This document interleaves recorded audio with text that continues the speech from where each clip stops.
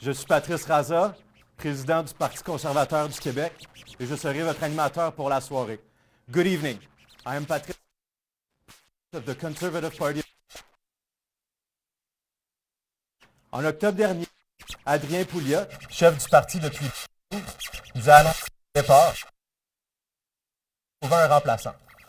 Last October, Adrien Pouliot, leader of 2012, announced his departure and tasked us to find him someone to replace him. Cette course à la chefferie nous permettra de connaître ce soir le nom du prochain chef du Parti conservateur du Québec. This leadership race will let us know tonight the name of the new leader of the Conservative Party of Quebec.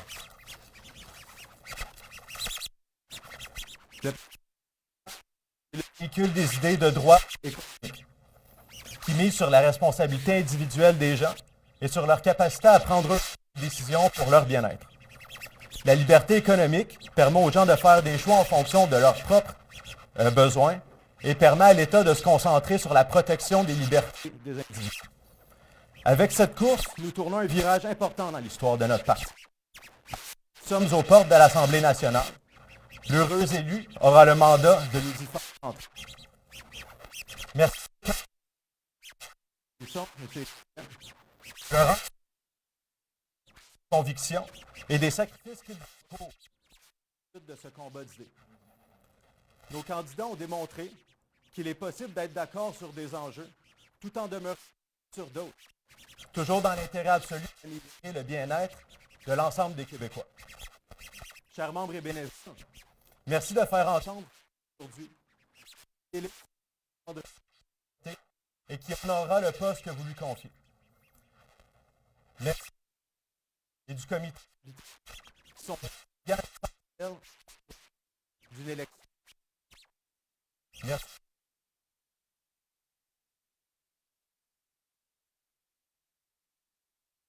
Et finalement, merci du don de ton temps, de ton expérience d'affaires, de ton mentorat, de ton leadership contribué.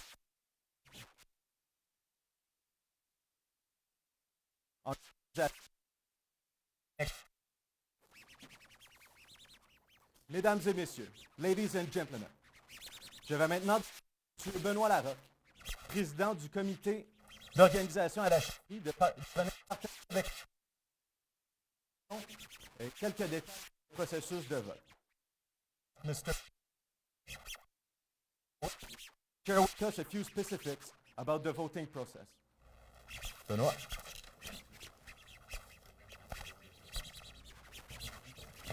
Merci. Oui.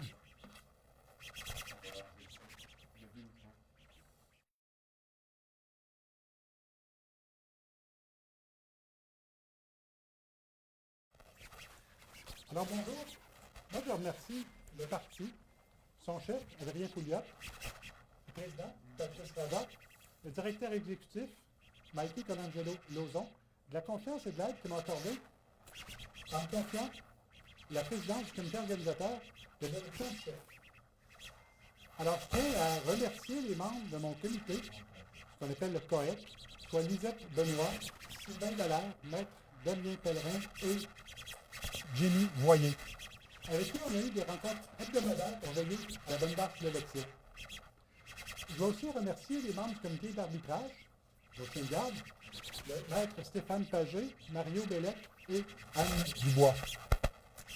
Alors, merci beaucoup à l'équipe, beaucoup de travail, et je tiens à rassurer les membres du parti. Je m'adresse à eux. Le comité organisateur de l'élection a été neutre durant tout le processus. Il n'y a pas eu d'ingérence de la part de personne dans nos décisions. Toutes les décisions ont été prises par le comité organisateur et toutes les demandes du comité au parti ont été acceptées. Je tiens aussi à souligner la collaboration exceptionnelle de nos deux candidats, Daniel Brisson et Éric Duhaime, qui fait un charme de faire cette campagne avec vous. À titre d'information, je rappelle pour voter, les gens devaient être membres le 15 mars. Une liste préliminaire des membres avait été donnée aux équipes, question de valider. Par la suite, les membres qui avaient cette qualification-là avaient le choix de voter par courriel ou par la poste. Alors, au fur et à mesure qu'on recevait des votes textos, les identités des gens étaient validées sans regarder le bulletin de vote lui-même, juste la validation. Évidemment, chaque membre ne pouvait voter qu'une fois, les gens votaient. Alors, si la personne avait voté électronique ou postal, le vote électronique va primer. Vous devez aussi savoir qu'on a utilisé la plateforme Simply Vote pour gérer le vote électronique. Cette plateforme est très confidentielle. Même nous, comme organisateurs, n'avions pas accès au vote individuel ou même aux résultats tant que 3 heures n'étaient pas arrivées aujourd'hui. Pour nous assurer de ne pas avoir de fraude, nous avons demandé une pièce d'identité pour chacun des voteurs et on leur a envoyé un numéro d'électeur par la poste. Donc, on s'assurait que c'était bien la bonne personne qui vote. Il ne restait qu'à gérer l'exception. Et le numéro d'électeur qu'on envoyait aux gens par la poste était connu uniquement de 3 personnes. Les instances du parti n'avaient pas cette information. Donc, je veux juste rassurer tous les gens là-dessus. Les enveloppes ont été, quand on vérifiait l'identité de la personne, on regardait. Une fois que l'enveloppe était recellée, était sous caméra 24 heures par jour. Comme ça, les équipes pouvaient voir comment ça fonctionnait. Et le comptage s'est fait tantôt. Le comptage des votes papier s'est fait tantôt, avec toujours les représentants des deux campagnes qui nous accompagnaient. Bref, tout ça pour dire que le vote a été fait avec des standards élevés de préparation, de qualité, et le résultat que nous obtenons est vraiment représentatif de la volonté des membres.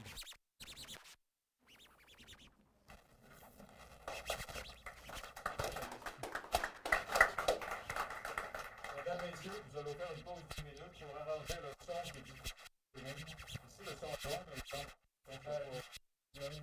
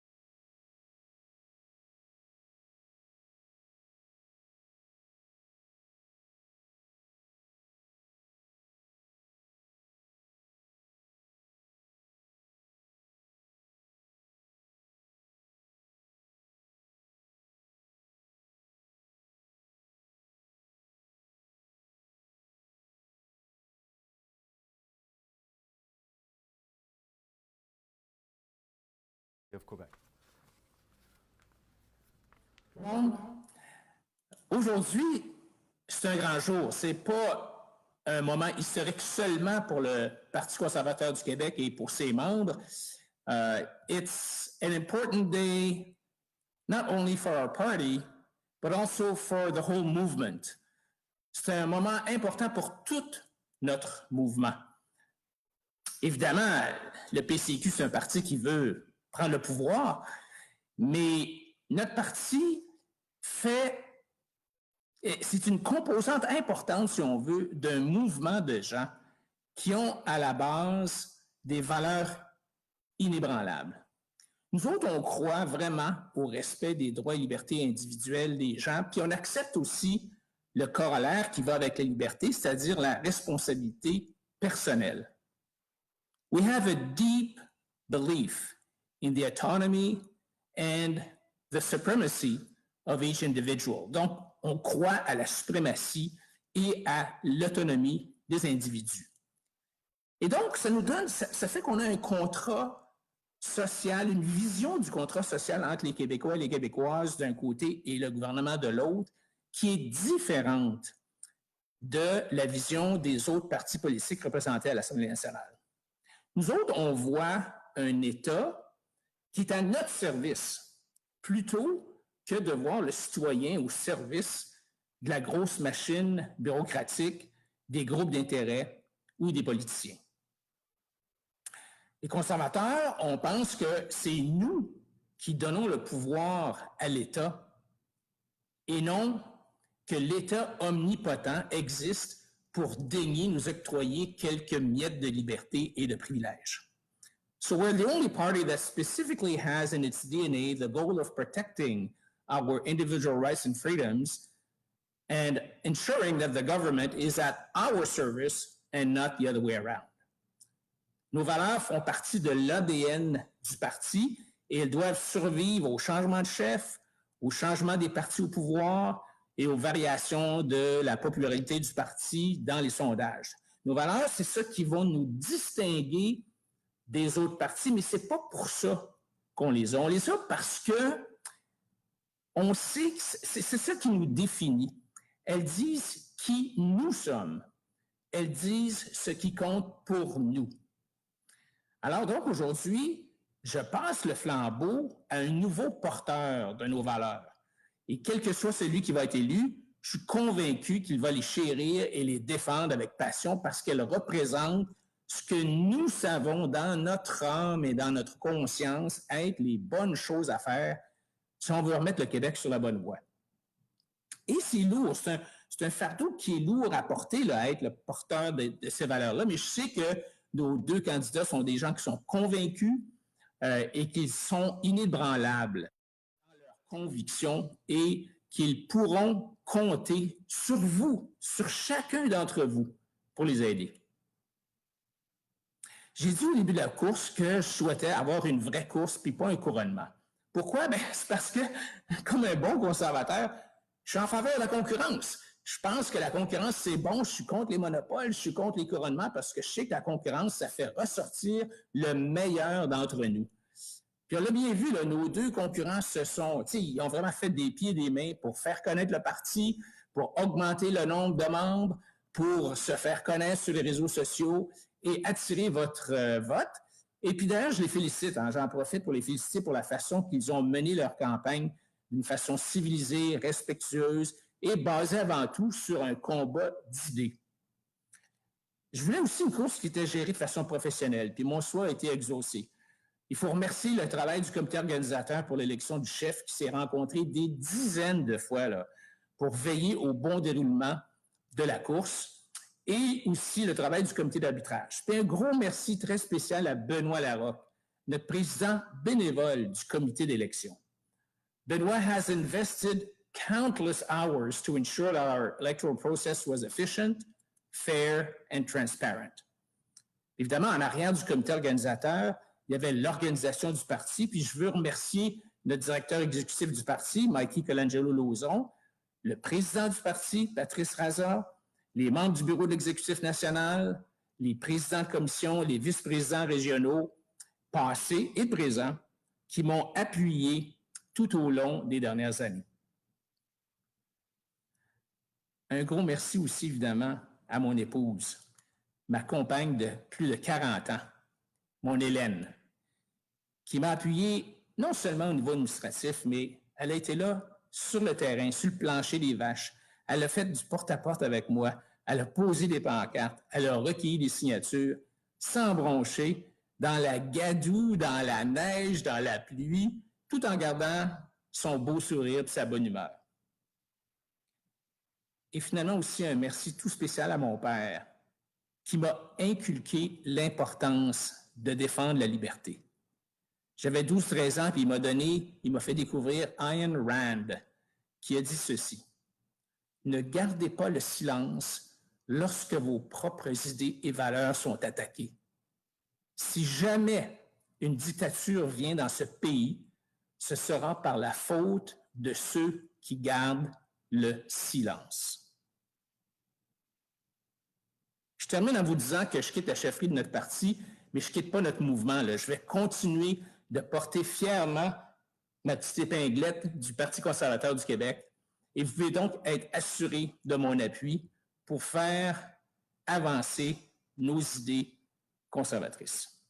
Puis un dernier petit souhait, c'est mon dernier, c'est qu'on s'unisse derrière notre nouveau chef. Je fais appel aux deux campagnes de s'unir et de travailler ensemble pour le bien du parti et pour le bien des membres.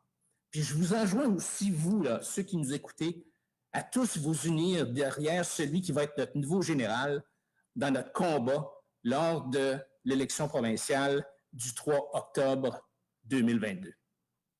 So thank you to each and every one of you who has crossed my path over the last years. You have enriched my life by your presence, by your advice and your support. Merci à vous tous. Félicitations et bonne chance au nouveau chef et longue vie au Parti conservateur du Québec. Merci.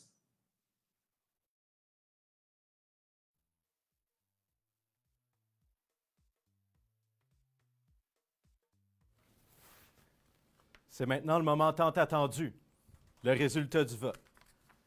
We'll now go to the judge's scorecard. Avant tout, quelques statistiques sur celui-ci.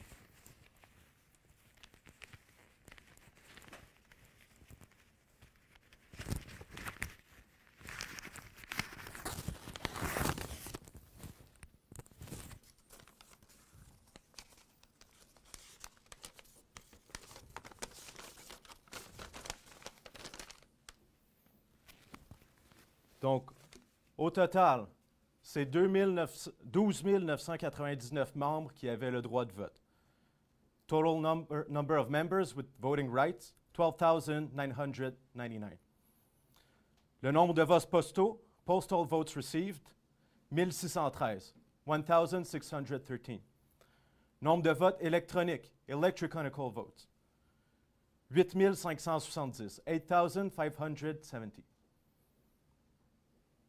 Pour un taux de participation exceptionnel de 78,3 with a participation efficiency of 78.3%. Au total, ce ne sont que 2 votes qui ont été rejetés. 2 votes have been rejected. Pour le gagnant, fait 95% du vote, M. Éric Duhem.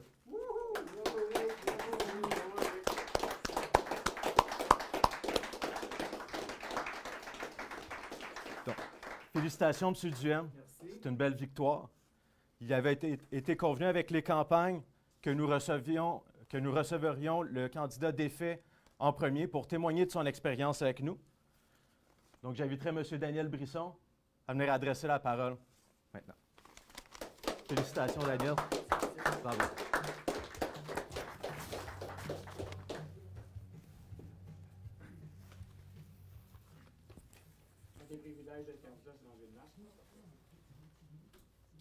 Alors, bonsoir. Attends un petit peu, Daniel. Je m'entendais pas.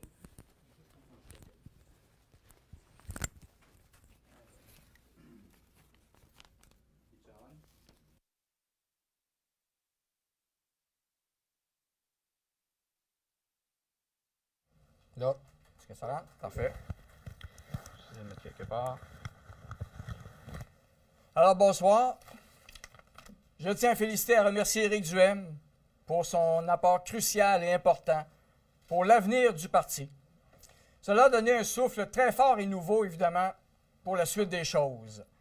Chef, je te souhaite bonne chance pour 2022.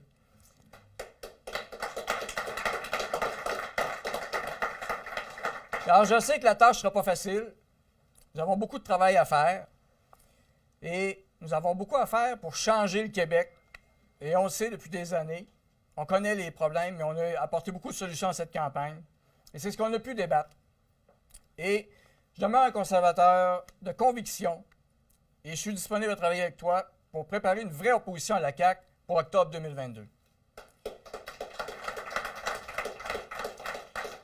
Ce fut une campagne unique en son genre, virtuelle, distincte autant que les mesures sanitaires au pays, au Québec, et nos résultats désastreux qui marqueront l'histoire du Québec.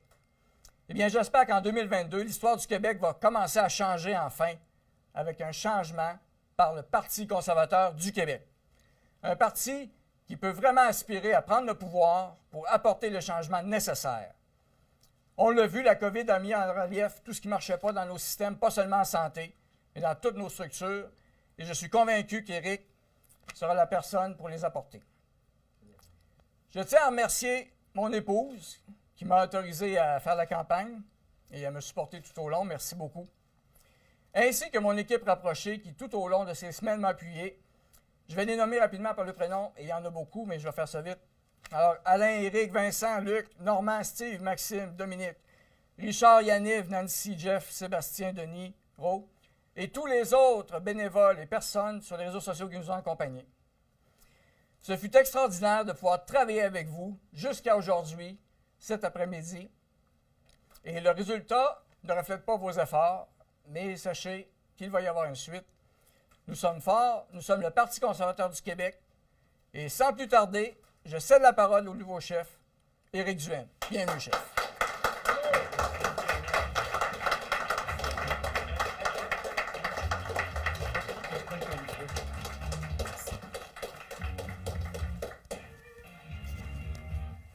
Merci.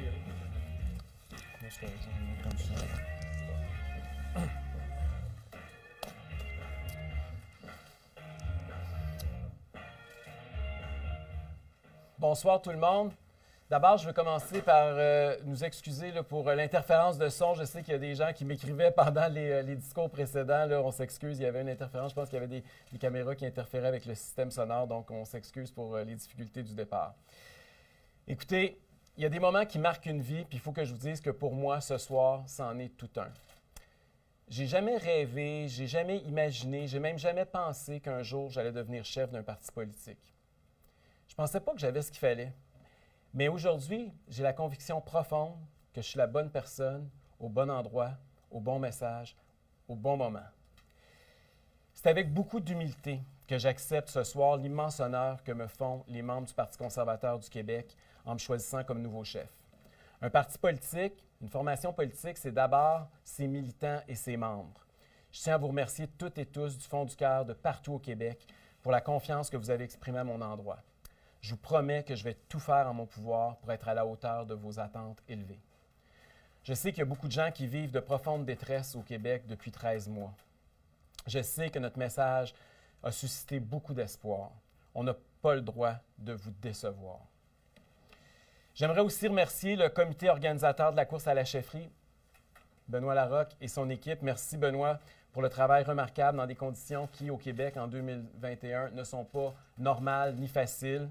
Je tiens aussi à remercier et à féliciter mon adversaire, Daniel Brisson, qui a fait une campagne sérieuse, une campagne honorable. Bravo, Daniel. Au nom du Parti conservateur, je te dis merci pour ta contribution et je te dis que ce soir, il n'y a pas de perdants, il y a juste des conservateurs qui gagnent partout au Québec. Je veux aussi féliciter Adrien Pouliot, mon prédécesseur, pour son travail acharné au cours des 8 dernières années. Adrien a bâti des bases solides pour le Parti conservateur et j'ai la ferme intention de continuer son œuvre. Merci Adrien et je vais tout faire pour t'encourager à t'impliquer davantage en vue de la prochaine campagne électorale. Il serait évidemment trop long de nommer toutes celles et tous ceux qui ont contribué d'une manière ou d'une autre à cette campagne, à cette victoire. Vous êtes des milliers à avoir adhéré au parti, à avoir fait un don, à avoir donné de votre temps bénévolement, à avoir appuyé publiquement ma campagne à la chefferie, à avoir parlé à un ami, un voisin ou un collègue de travail ou un parent, à avoir partagé mes publications sur les réseaux sociaux. Ce serait littéralement impossible de vous nommer toutes et tous, mais vous savez qui vous êtes et j'ai personnellement parlé à quelques milliers d'entre vous pendant la campagne et ce soir, je tiens tout simplement à vous exprimer toute ma gratitude. Il y a une dernière personne, par exemple, que je veux remercier en la nommant, et c'est la présidente de ma campagne au leadership, Josée Werner. Josée, qui a accepté de présider ma campagne, et au moment où je lui ai parlé, j'ai tout de suite senti qu'il y avait quelque chose qui se passait. Je vais vous raconter un peu l'anecdote. Au mois d'octobre, 28 jours avant mon annonce du 22 novembre comme candidat, j'avais lancé un défi 28 jours que moi j'ai respecté pour réfléchir et prendre une décision si je retournais en politique ou si je restais dans les médias. Et j'ai consulté à ce moment-là des douzaines de personnes de partout au Québec. Et une de ces personnes-là, c'était Josée Werner. Et quand je l'ai appelée, quand elle a décroché la ligne, elle m'a dit « Il reste 17 dodos ». Et la conversation ensuite, ça a été une boule d'énergie qui m'a confirmé qu'il fallait faire le saut, il fallait que Josée soit de la partie, puis qu'ensemble, on allait avoir un grand succès ce soir. Donc, merci pour ton appui, Josée. Merci pour tes conseils. Merci pour ta détermination, mais surtout, merci pour ton courage à défendre le bien commun des Québécois. Tu es un modèle pour toutes les femmes du Québec qui songeraient à s'engager dans une vie publique. Il y a de nombreuses femmes qui se sont manifestées au cours des derniers mois de partout. Entre autres, là, plusieurs mamans, plusieurs grands-mamans qui sont très préoccupées par le sort qui est réservé présentement à leurs enfants et à leurs petits-enfants. Il faudra leur faire une place de choix dans notre parti au cours des prochains mois. Josée, attends-toi à ce que ton téléphone sonne dans les prochains jours encore. Je vais te contacter parce que je sais que personne n'est mieux placé que toi pour accueillir ces nombreuses femmes à ma compagnie, pour qu'ils se joignent à nous, pour en accompagner plusieurs d'entre elles afin qu'elles se portent candidates pour notre parti aux prochaines élections. Quand j'ai annoncé donc ma candidature le 22 novembre dernier, j'ai jamais imaginé qu'au fil d'arrivée, c'est-à-dire aujourd'hui, ce soir, ici, je deviendrais chef d'un parti politique qui compte 14 000 membres. Le Parti conservateur du Québec a dorénavant plus de membres que la coalition Avenir Québec de François Legault. C'est pas rien, là. Et c'est pas terminé. Si vous m'écoutez ce soir et si vous n'êtes pas encore membre du parti, je vous invite à le faire. Vous pouvez aller sur mon site ericduhem.québec ou sur le site du Parti conservateur du Québec. Ça prend 2 minutes et soyez assurés, on ne sera jamais assez nombreux pour réussir enfin à ébranler l'arrogance de François Legault. Ce soir, nous vivons un point d'arrivée, mais c'est en même temps un point de départ. Parce qu'à partir de maintenant, nos yeux sont fixés sur la date du 3 octobre 2022, le jour de la prochaine élection québécoise. Et d'ici ce 3 octobre l'an prochain, bien, je veux continuer à être la voix de toutes celles et de tous ceux qui souffrent énormément présentement de l'extrémisme sanitaire de François Legault et de l'incompétence de son gouvernement. Face à 3 partis d'opposition qui sont obnubilés par les sondages de la CAQ, je veux être le porte-parole de ceux et celles que j'appelle les sacrifiés de la COVID. Ces personnes qui sombrent dans la détresse psychologique, ces étudiants démotivés qui n'ont plus le goût de faire leurs études, les parents qui ne savent plus à quel sein se vouer, les entrepreneurs qui perdent leurs rêves et leurs fonds de pension, les travailleurs qui ne peuvent même plus travailler ou quand ils peuvent travailler, c'est dans des conditions invivables, des artistes qui se demandent s'ils ne devraient pas changer carrément de carrière, des jeunes qui ne peuvent plus pratiquer leur sport ou même voir leurs amis puis socialiser minimalement, les familles brisées parce qu'elles ne peuvent plus se réunir le dimanche pour dîner, les victimes de toutes sortes de maladies et dont la santé, même la vie parfois, sont en danger parce que le gouvernement a perdu le contrôle de notre système de santé. Les aînés qui de plus en plus perdent leur mobilité, qu'on a enfermés dans leur chambre en résidence personnes âgées, souvent même après avoir été vaccinés. J'en passe, j'en oublie. Je veux défendre les gens ordinaires qui se sont fait traiter d'édentés parce qu'ils ne sont pas d'accord avec ce qu'est en train de faire le gouvernement. Ou encore qui se font traiter à tort et à travers de complotistes, de covidios, de touristes tata ou même de pissous par François Legault et une élite médiatique et politique qui a perdu le contact avec la réalité du monde ordinaire. Au moment où nos droits et libertés les plus élémentaires sont piétinés par ce gouvernement sans imagination qui ne propose aucune sortie de crise crédible, avec une opposition qui a abdiqué totalement depuis le début devant ses responsabilités, jamais le Parti conservateur du Québec n'aura été aussi pertinent sur l'échiquier politique québécois que ce soir. Déjà, sous la gouverne d'Adrien Pouliot, le parti était un fier défenseur des traditions démocratiques libérales, des droits et libertés individuelles, d'une approche responsable de l'économie et de la fiscalité. J'entends poursuivre résolument dans cette direction. Pour ce qui est de la crise sanitaire, Adrien a été le seul chef de parti politique au Québec à dire depuis le début qu'il ne fallait surtout pas que le remède soit bien pire que la maladie. De mon point de vue, après un an de crise sanitaire, les mesures mur à mur, c'est de l'incompétence pure et simple. La crise sanitaire est à mes yeux devenue une crise de la gestion de la crise. Le gouvernement Legault navigue à vue, sans plan précis. Il a comme seul réflexe de constamment multiplier les restrictions et les règles tatillonnes qui changent au surplus 2 fois par semaine, même des fois 3 fois comme on l'a vu la semaine dernière. Si au moins ça donnait des résultats tangibles en vue de régler la crise. Mais au-delà de la crise sanitaire, je veux rappeler que le Parti conservateur est maintenant le seul parti qui propose des réformes en profondeur de notre système de santé québécois. Si nous devons tirer une seule leçon de ce que nous avons enduré depuis maintenant plus d'1 an, c'est que le système de santé au Québec est devenu tout simplement indéfendable dans sa forme actuelle. Je l'ai déclaré dès mon lancement de course à la chefferie, tous les Québécois doivent avoir accès facile et rapide à des soins de santé gratuits, de qualité. C'est un principe qui n'est pas négociable, mais tout le reste doit être mis sur la table et passé en revue. Nous devons être ouverts à tous les moyens pour parvenir à notre objectif. Une grosse partie du problème pourra être réglée en décentralisant le processus de décision dans le système de santé actuel. Et une autre grosse partie du problème pourra être réglée en faisant appel à l'aide du secteur privé. C'est le système de santé qui doit sauver les Québécois, pas les Québécois qui doivent sauver le système de santé. Vous voyez donc que je suis au diapason avec l'essentiel du programme du Parti conservateur sous sa forme actuelle. Toutefois, il est certain que je l'ai énoncé clairement et à plusieurs occasions au cours de la course à la direction. En tant que chef, en tant que leader, j'ai l'intention maintenant que notre parti prenne aussi un virage nationaliste, un virage patriotique. Pas un virage de chicane constitutionnelle ni linguistique, rassurez-vous. Anglo-Quebecers, you are our best allies who have historical rights that we need to respect. Mais le français au Québec, c'est notre langue commune. Notre identité et notre histoire, c'est la plus grande richesse que nous avons. Comme je l'ai dit ce soir, c'est une conclusion de la course à la chefferie au Parti conservateur, mais c'est aussi le début du chemin qui va nous mener aux élections du 3 octobre 2022, dans 17 mois. 17 mois, ça peut paraître long. Il y a des centaines de milliers de Québécois qui aimeraient ça voter demain matin pour se débarrasser du gouvernement de François Legault. J'en suis. Mais 17 mois, c'est pas trop long pour préparer notre parti à être fin prêt pour livrer une chaude lutte et créer un véritable tremblement de terre sur l'échiquier politique québécois. Comme vous le savez peut-être, le premier ministre de l'histoire du Québec fut Pierre-Joseph Olivier Chauveau, un gars de Charlebourg qui était chef du Parti conservateur du Québec. Le premier ministre du Québec était un chef conservateur et je ne vous cacherai pas que mon objectif, c'est que le prochain premier ministre du Québec soit aussi un chef conservateur.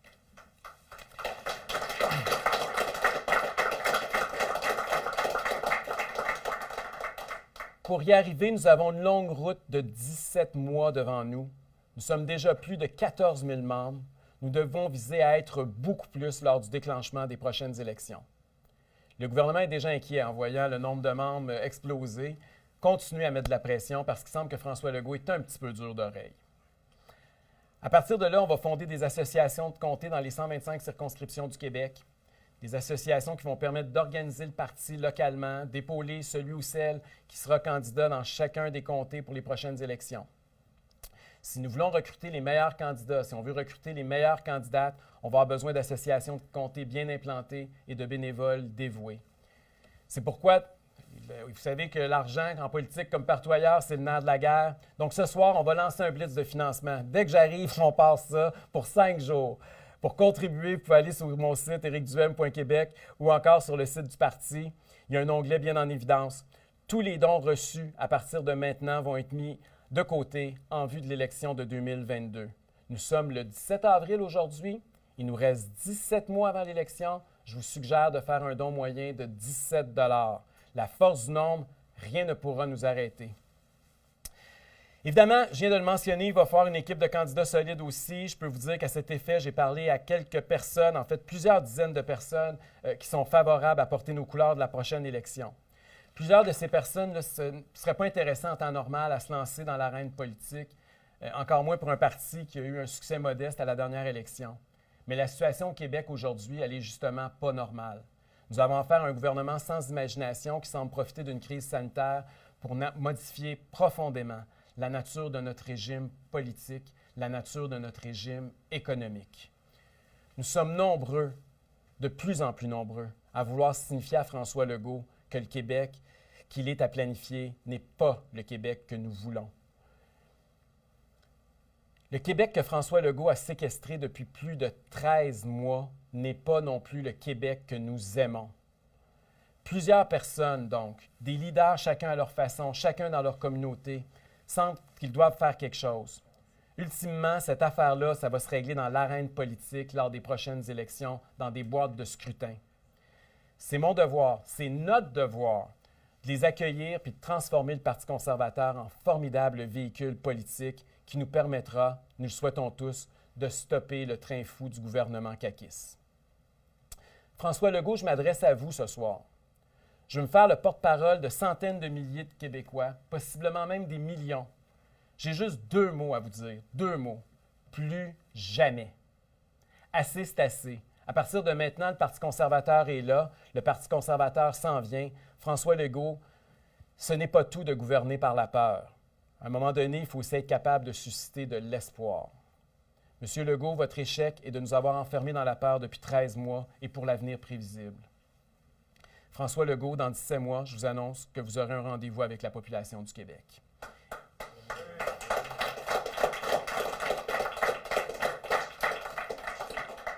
Et je veux annoncer à François Legault que les membres et les candidats du Parti conservateur vont être bien présents à ce rendez-vous-là. Notre parti sera plus aussi diversifié que jamais. Lorsque j'ai participé à une marche familiale le samedi dernier à Montréal, j'ai été impressionné de voir des douzaines d'immigrants de première et de deuxième génération venir me saluer, venir m'exprimer leur appui. Ces gens-là ou leurs parents ont quitté leur pays de naissance pour venir chercher un monde meilleur au Québec. Ils sont venus d'Europe de l'Est, d'Haïti, du Maghreb ou d'ailleurs sur la planète. Mais aujourd'hui, ils ont des doutes. Ils se demandent, est-ce que je me suis trompé? Ils sont venus chercher ici un monde de liberté, un monde d'opportunités. Ils trouvent présentement un monde de coercition, un monde d'interdit. Je vous dis ça, puis il me vient en tête la phrase la plus célèbre de l'histoire politique du Québec contemporain. Elle a été prononcée sur le parvis de l'Hôtel de Ville de Montréal le 24 juillet 1967 par un homme politique pourtant français, un général que vous connaissez bien. Il a dit son fameux « Vive le Québec libre ». Bien, pour moi, un Québec libre, ce n'est pas une société où un seul politicien gouverne grâce à une série de 54 décrets depuis plus de 13 mois. Un Québec libre, ce n'est pas une société où des fonctionnaires de la santé publique peuvent décider en sous-comité avec qui on a le droit de faire l'amour, avec qui on peut souper, si on peut ou pas rencontrer notre belle-mère ou notre sœur, si un commerce peut ouvrir ou non, s'il peut ouvrir, quels sont les produits qu'ils peuvent vendre parce qu'ils sont jugés, dit-on, essentiels, et ne pas vendre parce que quelqu'un, quelque part, on ne sait pas qui, a décidé qu'on n'avait pas le droit de vendre une casserole ce soir, ou encore décider si nos enfants peuvent ou non faire du sport avec leurs amis. Un Québec libre, ce n'est pas une société où ceux qui critiquent le gouvernement se font bâillonner, qu'ils soient médecins, infirmières, enseignantes ou journalistes. Pour moi, un Québec libre, c'est une société où les gens peuvent vivre leur vie, où ils peuvent prendre leurs décisions, où ils peuvent exercer leurs responsabilités. Vous demandez pourquoi je me retourne en politique? Bien, la réponse, elle est simple. C'est pour ce Québec-là que je veux me battre. Un Québec libre, un Québec responsable, un Québec convivial, un Québec heureux. Merci beaucoup.